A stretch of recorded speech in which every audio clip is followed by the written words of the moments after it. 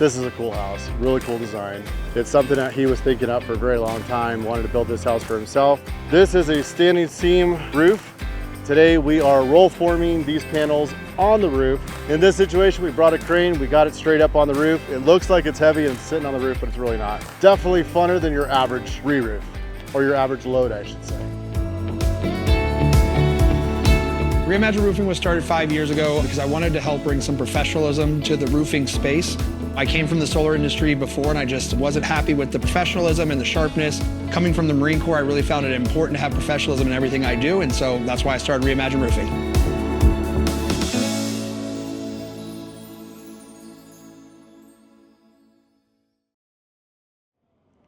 We are somewhere in the desert in North Scottsdale, North Troon area. This is kind of a quiet community. We won't name names, but they have very cool houses here. Very cool architects building even cooler houses. I don't know, maybe the architect is cooler. What comes first, the cool architect or the cool design? I'm not really sure, but regardless, this is, okay, all right. This is a cool house, really cool design. It's something that he was thinking up for a very long time, wanted to build this house for himself, and sounds like he gave it up to somebody else who bought his design, and we get the privilege to put the roof on it. So here we go. Today is the first day where we are on site. Some materials got delivered yesterday. This is a standing seam roof. We've got 22 gauge perimeter that's wrapping all the way around all of this. Custom fascia, really custom drip edge. And today we are roll forming these panels on the roof because they're too long. When panels get too long, it gets a little bit difficult to do anything with them without chances of them warping and getting twisted. So in this situation, we brought a crane, we got it straight up on the roof. It looks like it's heavy and sitting on the roof, but it's really not. It's just gingerly just setting up there, and the tires are just kissing the roof enough to keep the wind from moving that around. So let's go up on the roof and take a look at what we got going on up here.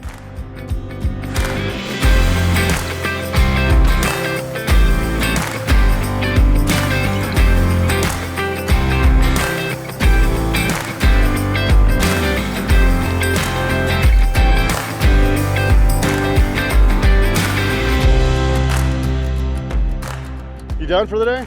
Done for the day. All right. Yeah, this is not a usual setup. When the panels are so long that you cannot get them up without the high winds flexing them and bending them, we don't want that, do we? Then we bring in the Smiley crane, and the Smiley crane takes us about 40 feet up into the sky and gingerly parks us on the roof. It's not really putting too much weight. We basically just put just enough weight so that the wind doesn't blow us around. So it's just touching that roof. And then we're running out those panels across the top. We'll show you that in a minute. And right now we're just stacking them. So we're not gonna start this installation until next week, but right now we're just getting all these panels made and up on the roof. We run 2 panels at a time, and in between we gotta set this whole thing down, grab more coils and switch the coils out, and then get it all positioned back up there again. So on the back side of this house, there's some unique features on the perimeter metal where we left like an 8-inch gap, added a riser, so all this water is gonna catch and it's gonna run all the way down this roof and shoot out the back we wanted to shoot out like 15 foot or so. So we designed this roof so that all the water's flowing at an angle, and that's why these panels are so long.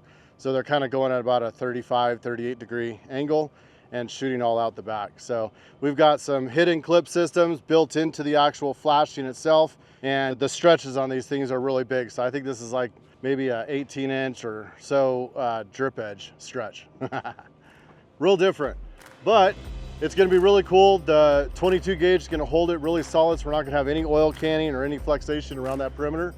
They went ahead and used stucco on the soffits, so that was gonna be metal, but they didn't want all the lines, so we were trying to minimize our seams, and they wanna make the seams match, so there's gonna be ACM panels on those walls. So part of this goal was to match like a waterfall effect to get everything to kind of meet up. So the curve throws a little bit of complexity in there, but we're gonna see what we can do about it.